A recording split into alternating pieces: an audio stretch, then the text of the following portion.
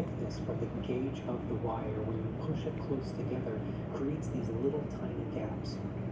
These thin, consistent gaps in a wire, when spread over a liquid, allow some of it to pass through. And it turns out that you can limit pretty precisely how much liquid will pass through the gaps just based on the gauge of wire that you use. So with that out of the way, we turn to the solution. And for those of you yelling at the screen that this isn't a solution, it's a suspension, well, you're half right. We are suspending the magnetic black iron oxide powder into a binder solution. For those interested, the solution itself is PVA for the primary binder, isopropyl alcohol for the solvent, glycerin for the plasticizer to make sure that it can bend without cracking, and tween 20 for the surfactant. This helps the iron oxide powder wet and stay suspended within the solution. And the ingredients aren't even the complicated part. It's the ratios of ingredients in order to get the solution just right.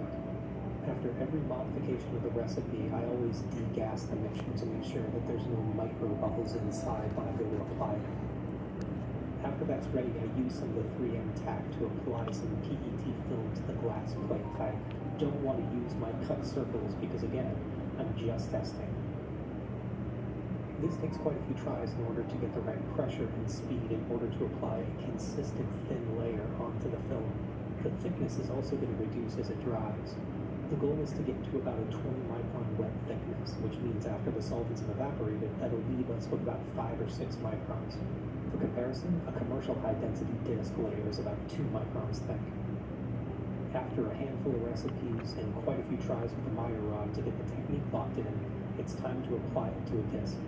I've degassed my suspension, I apply even, consistent pressure all the way through in a single stroke, and then I allow it to dry with inside a gentle vacuum, making this our first test candidate.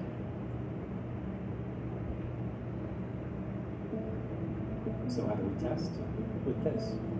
This is a device called the grease weasel.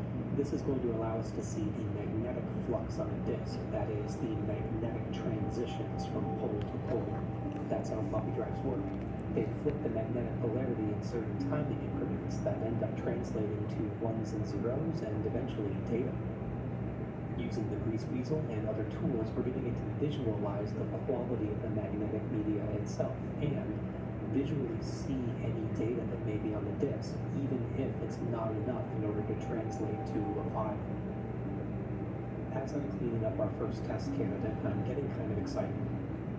The surface looks a little rough, but I'm hoping that it's not too rough in order for the drive head to maintain contact.